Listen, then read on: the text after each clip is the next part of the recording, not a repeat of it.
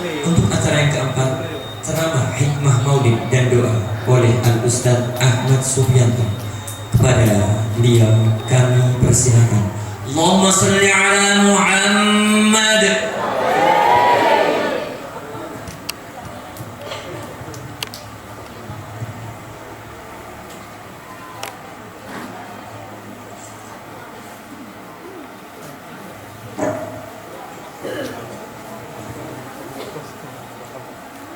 Assalamualaikum warahmatullahi wabarakatuh.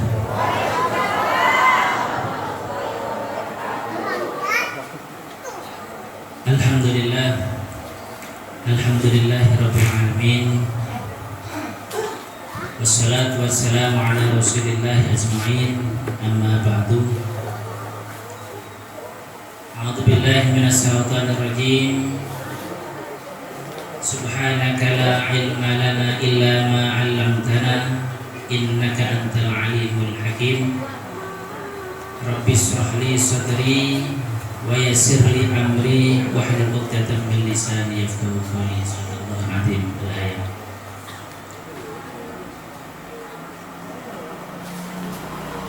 Yang kami muliakan para alim, para ulama, para tokoh masyarakat Dusun Kerajaan, Kelurahan Sobo, Kabupaten Banyuwangi. Pada takmir Masjid Al-Hilal yang kami hormati, segenap panitia peringatan Maulid Nabi Muhammad SAW, dan tak lupa perwakilan dari Kelurahan Sobo, mudah-mudahan tetap istiqomah, tetap sehat walafiat, senantiasa dalam lindungan Allah Subhanahu wa taala. Amin ya rabbal alamin. Pertama-tama marilah kita panjatkan puji syukur kehadirat Allah Subhanahu wa taala, yang mana pada kesempatan yang berbahagia ini kita masih diberikan nikmat sehat, nikmat sempat, sehingga kita dapat hadir dalam acara peringatan Maulid Nabi Muhammad SAW di tempat yang mulia ini. Mudah-mudahan perjalanan kita dari rumah sampai di tempat ini menjadi sebagai amal ibadah oleh Allah Subhanahu wa taala. Amin ya rabbal alamin. Bapak Ibu hadirin yang berbahagia, sejarah mencatat, sepanjang sejarah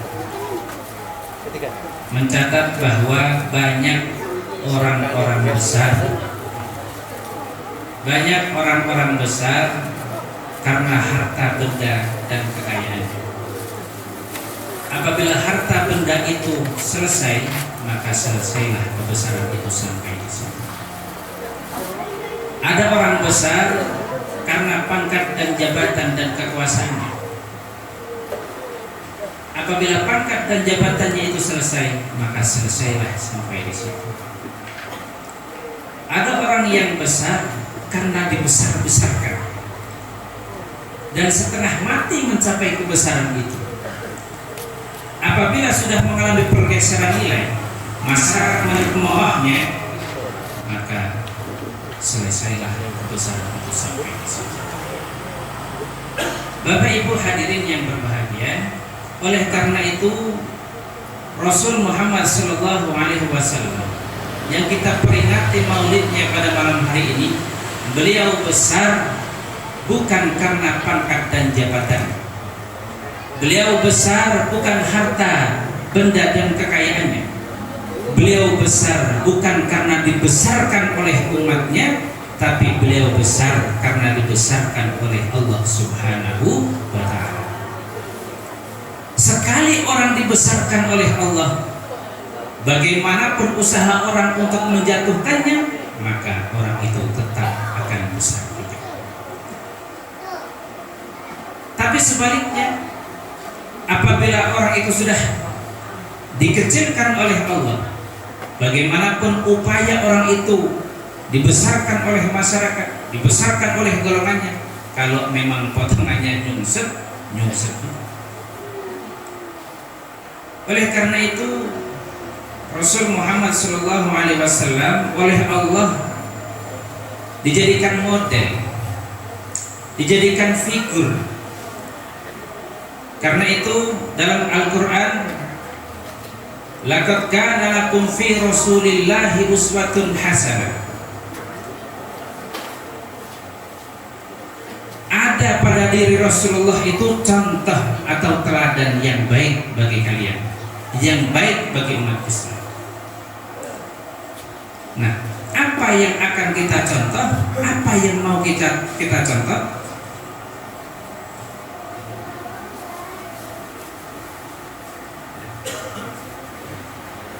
Dalam pribadi Rasulullah Sallallahu Alaihi Wasallam terdapat uswatun hasanah, dan ini yang akan kita contoh. Allah Subhanahu Wa Taala menjadikan ini model, menjadikan ini figur yang patut kita contoh. Mengapa Rasul dijadikan contoh? Pertama, karena beliau manusia. Karena beliau manusia. Kalau manusia disuruh nyontoh manusia, itu perintah yang masuk akal. Nabi kita bukan jin, bukan malaikat. Kalau malaikat susah nyontohnya. Malaikat itu sama uang nggak mau, sama istri nggak mau, kan susah.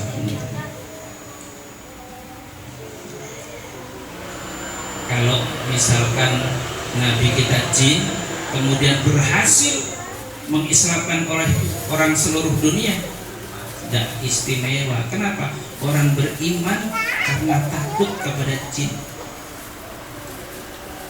Nah, Rasulullah ini manusia, tapi walaupun manusia, tingkatannya berbeda dengan manusia pada umumnya. Basarun la kal basari. Manusia memang, tapi bukan sembarang manusia. Contoh, Rasulullah itu keringetan. Keringetan nggih? Bau keringat Rasulullah itu harum bagai minyak kasturi. Zaman belum ada minyak. Bandingkan dengan keringat kita, wangi mana?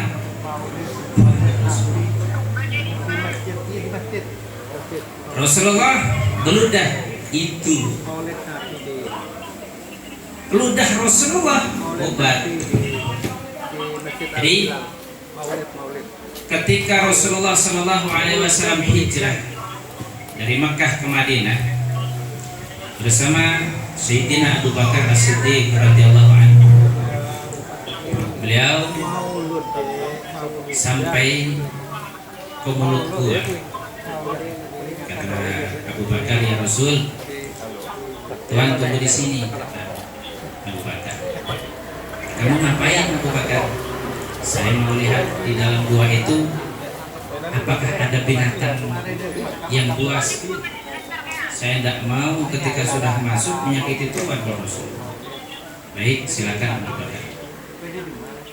Masuklah Abu Bakar, kemudian membersihkan di dalam gua itu. Benar, tangan Abu Bakar itu digigit jengking, bengkak, jengking bengkak. Kemudian ya Rasul, sudah selesai, silakan masuk. Nah, karena lama-lama ditahan, kelihatan juga. Abu Bakar, kenapa wajahmu seperti itu? Enggak ada ya Rasul. Takut kamu kepada kafir Quraisy? Enggak. Tidak ikhlas kamu meninggalkan Mekah? Enggak ya Rasul. Lalu apa? Tadi kata Abu Bakar, saya masuk ke dalam gua, ada kelajengking gigit saya, sakit sampai sekarang. Kata Rasul, mana tangan Abu Bakar? Bismillahirrahmanirrahim. Tuh, sekitar itu hilang rasa sakit. Ludah Nabi. Coba kalau kita yang ngeludahin, gorengan. Nih, walaupun manusia, tapi derajatnya berbeda dengan manusia pada umumnya. Nah, kemudian akhlak baginda Rasul Muhammad sallallahu alaihi wasallam. Tidak kepada sahabatnya, kepada lawannya. Kalau kepada sahabatnya itu pasti baik. Bagaimana akhlak beliau kepada musuhnya, kepada orang yang sangat memusuhi Nabi? Suatu hari setelah sholat zuhur, Rasulullah itu istirahat di bawah pohon kurma. Datang orang kafir bernama Da'sur menurunkan pedang. Hai Muhammad, kalau aku potong batang lehermu, siapa yang sanggup menolongmu sekarang? Kemarin saya akan menghurusmu, saya akan membunuhmu, kamu masih bertingkah karena banyak sahabatnya. Kalau sekarang sendirian, aku potong batang lehermu, siapa yang sanggup menolongmu sekarang? Dengan tenang dan tegar Rasul menjawab, Allah yang akan menolong aku. Mendengar kalimat Allah ini, Da'sur tadi keringat dingin bercucuran sampai pedang itu jatuh tidak terasa, saking keringetan, gemeter, keringat dingin bercucuran, jatuh, diambillah pedang itu oleh Rasul. Kalau pedang ini aku balikan ke lehermu Da'sur, siapa yang sanggup menolongmu sekarang? Tidak ada ya Rasul, kecuali engkau mau memaafkan aku. Nah, dua sisi dari cerita pendek ini. Pertama, dengan mudahnya Rasul memaafkan orang yang nyata-nyata mau menghabisi jiwanya. Dan yang kedua, kalimat Allah ketika diucapkan oleh Rasul yang batinnya bersih, mampu menggetarkan hati orang lain. Kalau kita seperti itu, punya kesempatan mau dibunuh orang, pedang sudah dipegang, kan mending dipenggal aja. Rasul beda dengan kita. Itu akhlak Rasulullah Sallallahu Alaihi Wasallam kepada musuh. Nah, kemudian bagaimana cara kita mencintai Rasul sesuai dengan tema itu? Sebelum saya jelaskan tentang bagaimana cara kita mencintai Rasulullah Sallallahu Alaihi Wasallam, kita harus tahu apa iya Rasulullah cinta kepada kita. Apa iya Rasulullah itu sayang kepada kita. Nah, beberapa bukti bahwa Rasulullah itu cinta kepada kita sebagai umatnya. Pertama, kalau diukur zaman sekarang, kehidupan Rasulullah itu sangat miskin. Bahkan setiap kali berdoa, Rasulullah selalu memanjatkan doa ini. Ini doa Rasul. Bu, jangan pengen semerat doane Kanjeng Nabi, kepengen niru Kanjeng Nabi doane, nanti bahasa Indonesia mawon kersane boten angel. Kata Nabi, setiap hari Rasul berdoa, ya Allah, hidupkan saya dalam keadaan miskin, wafatkan saya dalam keadaan miskin, dan kumpulkan saya bersama orang-orang miskin. Ya Bu, wani dengan duma matan itu Bu. Ulama bukan wani. Ya Allah, hidupkan saya dalam keadaan miskin, wafatkan saya dalam keadaan miskin, dan bangkitkan saya bersama dengan orang-orang miskin. Cintanya Rasulullah SAW. Allahumma shalli ala Muhammad. Kemudian di tengah kemiskinannya, Allah Subhanahu wa Ta'ala menantang. Allah Subhanahu wa Ta'ala menantang. Allah akan memberikan apa saja yang kamu mau. Wala sawfa yu'tika rabbuka fatardah. Allah akan memberikan apa saja yang kamu mau. Apa yang kamu mau Muhammad, ngomong. Kasaran itu. Kalau kau mau pangkat dan jabatan yang luas, ngomong. Kalau kau mau harta benda kekayaan, ngomong. Pasti Allah akan kabulkan. Bahkan Jabal Uhud itu menawarkan diri Jadi dalam berjanji itu disebutkan Jabal Uhud menawarkan diri menjadi bukit emas, namun Rasulullah menolaknya. Kalau kita ditawari emas, aja ketemu gunung sekilo nih wis suwen. Niki Jabal Uhud, Gunung Uhud menawarkan diri menjadi emas, tapi Rasulullah menolak. Apa kata Nabi? Idan ya Rabb, kalau memang itu yang diberikan kepadaku ya Allah, kalau itu memang diberikan kepadaku, kekuasaan yang begitu luas, harta benda yang begitu banyak, tidak akan menyenangkan hatiku kalau satu saja saya dengar dari umatku masuk ke dalam neraka. Rasulullah diberikan pangkat dan jabatan kekuasaan yang luas, tidak senang Pak. Rasulullah ditawarkan Jabal Uhud menjadi emas, bukan senang, bukan kepengin. Tapi kalau satu saja umatnya yang masuk neraka, beliau masih dengar, beliau tidak senang. Di tengah kemiskinannya, di tengah kekurangannya, Rasulullah Shallallahu Alaihi Wasallam siang malam memikirkan kita. Allah Rasulullah Muhammad, bagaimana cinta Rasulullah Shallallahu Alaihi Wasallam kepada kita. Ini bukti yang pertama. Kemudian bukti yang kedua, ketika turun perintah hijrah, ketika umat Islam itu sedang kepepet di Mekah, sudah kepepet, sahabat-sahabat mengusulkan, ya Rasul, kenapa tidak hijrah saja? Kata Rasul, komando belum turun. Hijrah sih hijrah, tapi komando belum turun, saya tidak berani, kata baginda Rasul.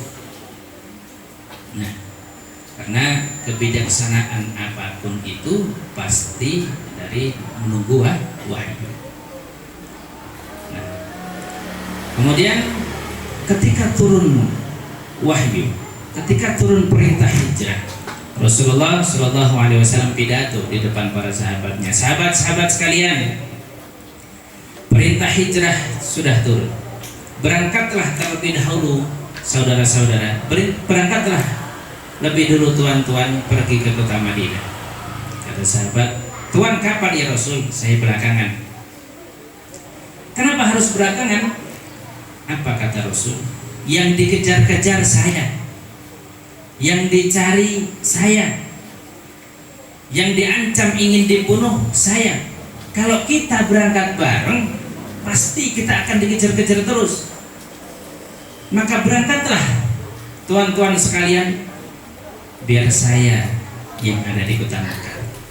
Kalau saya di kota Mekah, tuan-tuan berangkat ke kota Madinah, insya Allah tuan-tuan sampai di kota Madinah dengan selamat. Nah,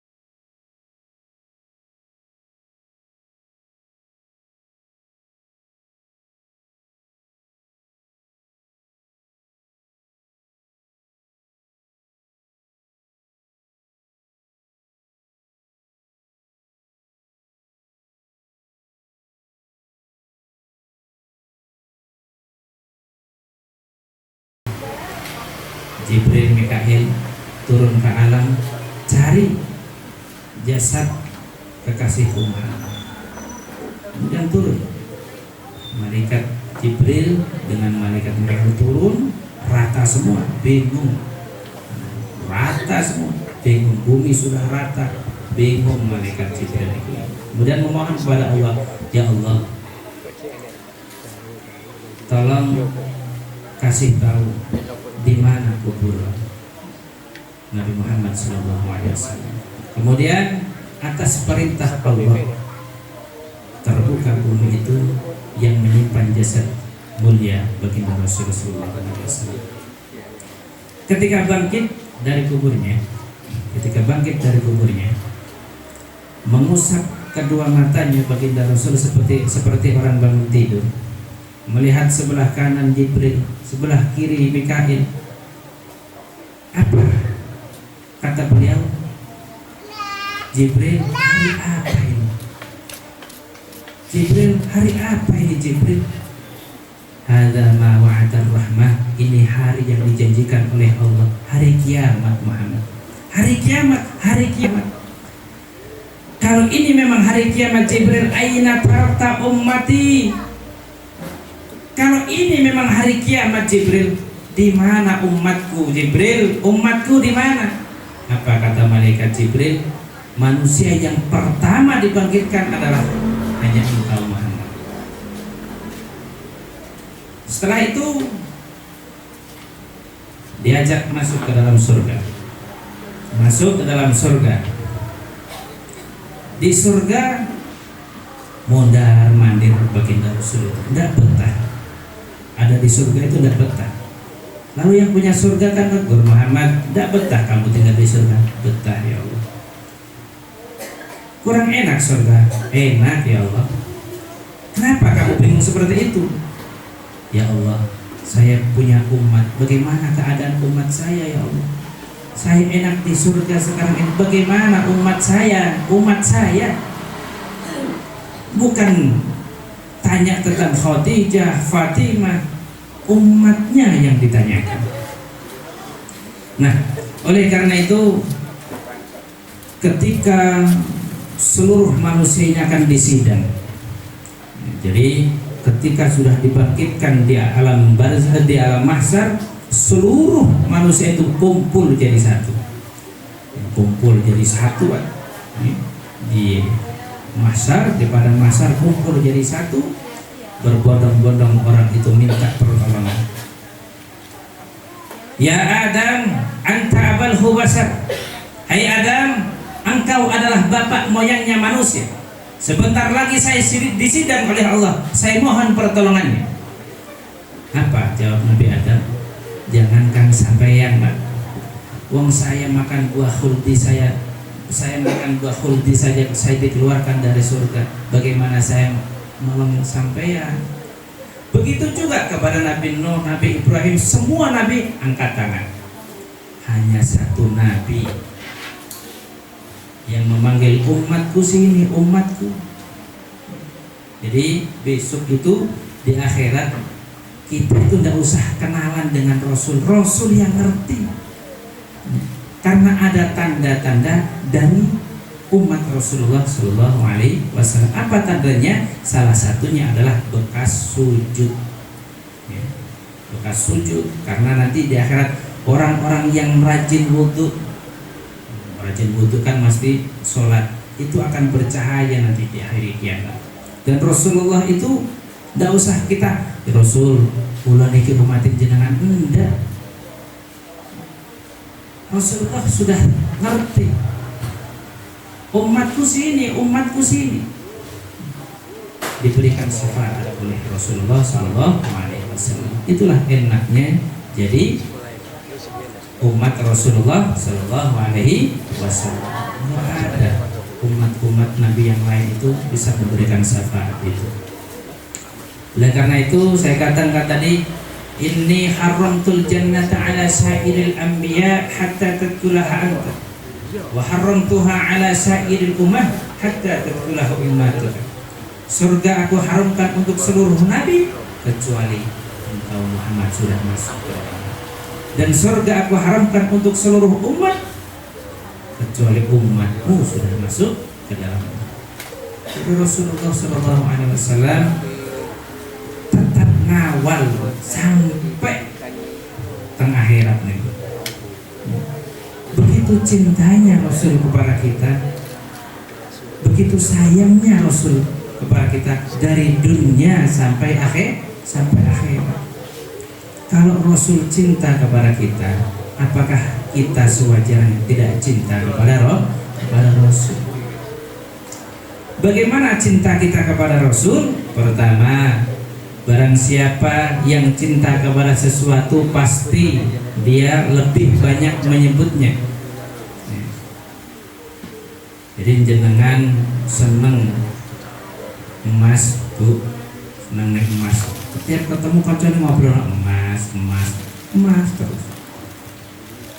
Seneng neng sawah, tiap ketemu sawah diukur, sawah itu sawah sapa diukur itu. Orang yang cinta kepada Rasul, dia lebih banyak menyebutnya. Apakah menyebutnya Muhammad? Enggak. Mau kita ketemu Pak Lurah niku mawon ketemu niku Pak Lurah Beauty namanya. Kan boten tidak boleh kita Beauty melaku. Enggak. Iku Pak Lurah Beauty melaku. Mamane Jokowi melaku, Pak Presiden Jokowi melaku. Apalagi kita menyebut nama manusia yang paling agung, ya, kita baca sholawat kepadanya. Karena apa? Ketika kita menyebut satu kali sholawat, maka Allah akan membalasnya 10 kali sholawat, memberikan 10 kali rahmat kepada kita. Innallaha wa malaikatahu yusholluna 'alan nabi ya ayyuhalladzina amanu shallu 'alaihi wa sallimu taslima. Sungguh Allah dan para malaikatnya berselawat kepada Nabi. Hai orang-orang yang beriman, berikanlah salam kesejahteraan, berikanlah selawat kepada Nabi. Pak, Bu, ketika Allah itu memerintahkan sholat, apakah Allah sholat juga? Betul kan, Nggih? Ketika Allah memerintahkan perintah puasa, apakah Allah puasa? Enggak. Ketika Allah memerintahkan zakat, apakah Allah mengeluarkan zakat? Enggak. Tapi ketika Allah memerintahkan kita untuk berselawat, Allah juga melakukan selawat kepada Nabi. Berarti begitu penting selawat kepada Nabi Sallallahu alaihi Muhammad. Nabi menang nih Nabi mulak-mulak sambal Sallallahu alaihi Muhammad, Sallallahu alaihi Muhammad, Sallallahu alaihi Muhammad, dicicipi kepada Sallallahu alaihi Muhammad, Sallallahu alaihi Muhammad.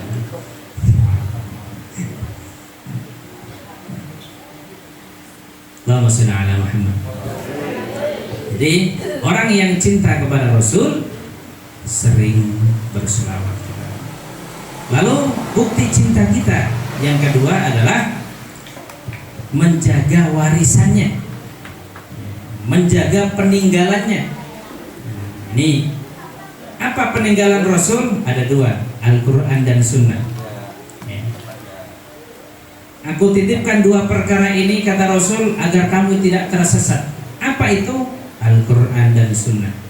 Jadi tiap hari kita baca Al-Quran, ya, itu berarti kita cinta kepada Rasul.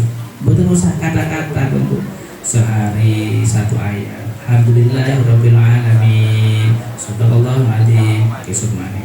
Ar-Rahmanir Rahim. Shadaqallahul adzim. Kismani. Terus seperti itu. Ya. Bukan banyaknya, tapi istiqomahnya. Ya. Kemudian yang ketiga, bagaimana cara cinta kita kepada Rasul? Senang terhadap sunnah-sunnah Rasul. Man ahabba sunnati faqad ahabbani, wa man ahabbani kana ma'i fil jannah. Barang siapa yang cinta kepada sunnahku, berarti dia cinta kepadaku. Dan barang siapa yang cinta kepadaku, maka dia akan kumpul di surga nanti. Jadi sunnah Nabi. Jamaah niku bagian dari sunnah Nabi. Makan dengan tangan kanan, sunnah Nabi. Meniru pribadi akhlak Rasulullah SAW. Ketika Rasulullah menggunakan pakaian, ya ketika menggunakan pakaian, kita gunakan tangan kanan dulu. Itu bagian sunnah Nabi. Jadi sunnah Nabi ini bukan urusan kawin, Pak. Bapak-bapak ini kita takoni, Pak, nabun di kawin mana Pak? Sunnah Rasul begitu. Jadi sunnah Rasul itu bukan urusan kawin. Ya, makan dengan tangan kanan, puasa sunnah Senin Kamis itu sunnah, no? Sunnah pasti. Dan itu harus kita laksanakan karena kita cinta kepada Rasul. Oleh karena itu peringatan Maulid Nabi ini bukan momentum seremonial seperti apa yang disampaikan oleh panitia tadi, harus berdampak pada kehidupan kita sehari-hari. Bu, nanti di akhirat insya Allah kita masuk surga. Amin. Di surga nanti ada 3 kelompok besar. Ada orang yang masuk surga, ada orang yang dimasukkan ke dalam surga, ada orang yang disebut dengan penduduk surga. Kenapa lain-lain, Pak? Karena amal ibadahnya juga lain-lain. Ada orang yang masuk surga. Ibu-ibu pengen masuk surga? Ya, kadang pengen masuk surga nih Ibu, tiketnya. Kata Nabi, "Ma min 'abdin qala la ilaha illallah thumma mata 'ala dzalik illa dakhalatil jannah." Kalau ada orang yang mengucap 2 kalimat syahadat sampai mati, dia yakin dengan 2 kalimat syahadat tersebut, maka dia akan masuk surga. Masuk surga. Jadi tiket masuk surga itu cuma 2 kalimat syahadat. Nah, kalau pertanyaannya dilanjutkan, kapan masuknya? Nah, nanti dulu. Karena ketika Allah Subhanahu wa ta'ala selesai mengatur penduduk surga masuk ke dalam surga, penduduk neraka masuk ke dalam neraka, Allah Subhanahu wa ta'ala memanggil malaikat, "Hei malaikat Malik, labbaik ya Allah." Nah, itu orang-orang yang ingkar kepadaku jauh dari tuntunan ulama, ketika hidup di dunia hanya membuat bibit keonaran, sudahkah kau masukkan ke dalam neraka? Kata malaikat Malik, sudah ya Allah. Nah, kalau sudah, sekarang kamu yang masuk neraka. Saya ya Allah. Iya, kamu yang masuk neraka. Kata malaikat Malik, ada apa ya Allah? Kau masuk ke dalam neraka, cari di dalam neraka itu orang-orang yang ada imannya walaupun kecil sebesar biji zahrah, angkat mereka keluar. Masuk malaikat Malik itu ke dalam neraka, mencari orang yang ada imannya, diangkat ke atas. Coker-coker bu, kumpung kabeh mari diompong cokeri. Oh, ada orang yang ada imannya diangkat ke atas, temu diangkat ke atas. Selesai dimandikan di Naharul Hayat, sungai kehidupan di akhirat nanti. Bersih lagi badannya, ganteng lagi wajahnya, cantik lagi wajahnya. Kemudian apel temu dengan Allah. Ditanya sama Allah, kalau bahasa kita, kalian tiba kapok tak? Ning neraka kapok ya Allah. Kalau kapok, idhab fadkhulul jannah. Ayo masuk ke dalam surga. Ketika sampai di surga, ketemu dengan teman-temannya, ketemu tonggone, koncone, ketemu. Kemudian bertanya, ya, terjadi dialog, omong-omongan, ngobrol. Yang dalam Quran, dalam surah Al-Mudaththir diabadikan, "Ma salakakum fi saqar?" Kenapa kamu mampir di neraka Sakor? Qalu lam nakum minal musallin. Kami mampir di neraka Sakor karena dulu saat hidup di dunia tidak pernah sholat. Tidak pernah sholat, Mas. Kan umumnya parak Masjid Al-Hilal cuman parak tok ning tahu biaya. Oh, untung saya benar punya iman sedikit, karena dulu saat hidup di dunia saya pernah mengucap 2 kalimat syahadat, itu pun sekali-kalinya dulu saat mau kawin. Untung kawin, kalau yang kawin biasa. Yang pertama, jadi masuk surga dengan mengucap kalimat syahadat. Yang kedua, orang yang dimasukkan ke dalam surga, innal ladzina amanu wa 'amilus shalihat la ukaffiranna 'anhum sayyi'atihim wa udkhilannahum jannah. Orang-orang yang beriman kemudian membuktikan imannya dengan amal soleh, kami hapuskan segala dosa dan kesalahannya dan kami masukkan ke dalam surga. Lihat kalimatnya ini, udkhila, kami masukkan mereka ke dalam surga. Siapa yang dimasukkan? Yang amanu wa amilus sholihat. Yang memasukkan Allah. Jadi masuk surga bukan sekedar iman, tapi harus dibuktikan dengan amal soleh. Amal soleh ini pun nggih sholat, nggih puasa, nggih zakat, itu amal soleh. Jadi iman, amal.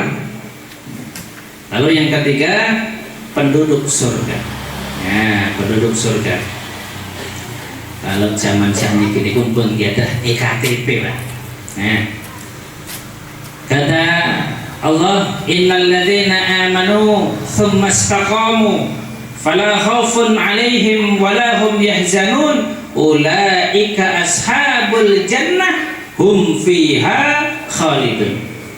Orang-orang yang beriman kemudian istiqomah dengan imannya, tidak pernah kenal rasa takut, tidak pernah kenal rasa gundah, dikatakan kepada mereka itulah penduduk surga. Iman, istiqomah. Istiqomah ini yang susah, banyak uang sholat, nggak punya uang sholat, istiqomah. Kadang-kadang pulau kalian dikon ini kan istiqomah musiman, Pak. Yang duwe PJS rajin neng masjid, yang metu-metu tengah masjid. Kalau neng ubay di rubah utang. Akeh PJS lihat melewas di masjid ini. Istiqomah. Ya. Ahabul a'mali 'indallah adwamuha wa in qallat. Amal yang paling dicintai oleh Allah adalah amal yang dilakukan secara rutin, secara stabil, walaupun amalnya itu sedikit. Lalu baca Quran 1 ayat tapi rutin tiap hari, Pak. 1 ayat tiap hari, 1 ayat tiap, tapi rutin terus. Ya. Itu lebih dicintai Allah daripada sekali ngaji 6 juz tapi 6 bulan butuh ngaji-ngaji. Bukan banyaknya tapi istiqomahnya. Bapak Ibu hadirin yang berbahagia, mudah-mudahan peringatan Maulid Nabi Muhammad SAW ini memberikan dampak positif bagi kita, dan kita sebagai umatnya semakin cinta kepada baginda Rasul Sallallahu Alaihi Wasallam. Karena apa? Karena Rasulullah Sallallahu Alaihi Wasallam 1500 Hijriah yang lalu sudah sangat merindukan kita, walaupun kita belum ada. Oleh karena itu mari kita berdoa, mudah-mudahan kita semua diberikan keistiqomahan dalam menjalankan sunnah-sunnah Rasul. Pada hadhihi niyyah al-Fatihah.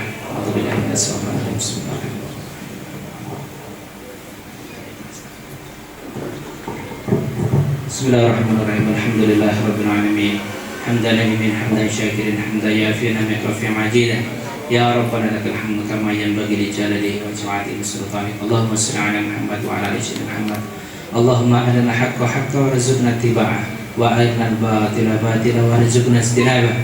Allahumma alhimni rusdi wa a'idni min sinarsi. Rabbana hab lana min azwajina wa dhurriyyatina qurrata a'yun waj'alna lil muttaqina imama.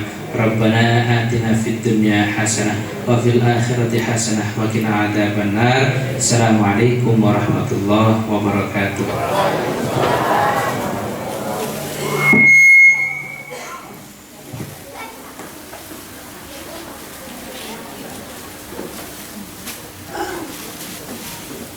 disampaikan jazakumullahu khair. Mudah-mudahan apa yang dia sampaikan membawa manfaat bagi kehidupan kita. Amin, amin ya rabbal alamin. Sehingga bisa istiqomah untuk melakukan sunnah dan perilaku beliau di keadaan kita sehari-hari. Amin ya rabbal alamin. Baik hadirin yang dirahmati Allah Subhanahu wa taala. Akhirnya kami sebagai muqassimul awqat, bila mana ada kekeliruan dan kekhilafan, kami mohon maaf yang sebesar-besarnya. Akhirul kalam, wallahul muwafiq ila aqwamit thariq. Wassalamu alaikum warahmatullahi wabarakatuh.